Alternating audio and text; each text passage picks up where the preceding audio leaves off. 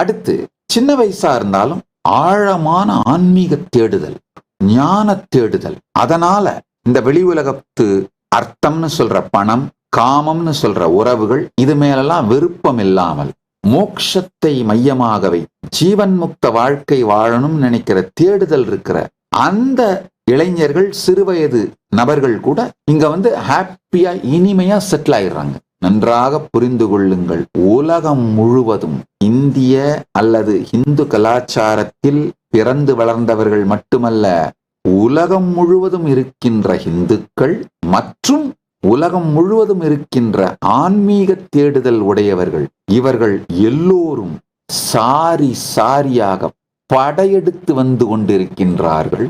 உண்மையில இன்டர்வியூ பண்ணி ஃபில்டர் பண்ணி அவங்கள வெல் இன்ஃபார்ம்டு டெசிஷன் எடுக்க வச்சு அவங்களுக்கு தேவையான இன்ஃப்ராஸ்ட்ரக்சர்ஸ் இங்க உருவாக்கி அவங்கள எங்களுடைய பாகமா மாத்திக்கிறதுக்கு எங்களுக்குத்தான் டைம் எடுக்குதே தவிர எங்களை நோக்கி படையெடுக்கும் மக்களின் எண்ணிக்கை நினைத்து கூட பார்க்க இயலாத அளவிற்கு இருக்கின்றது.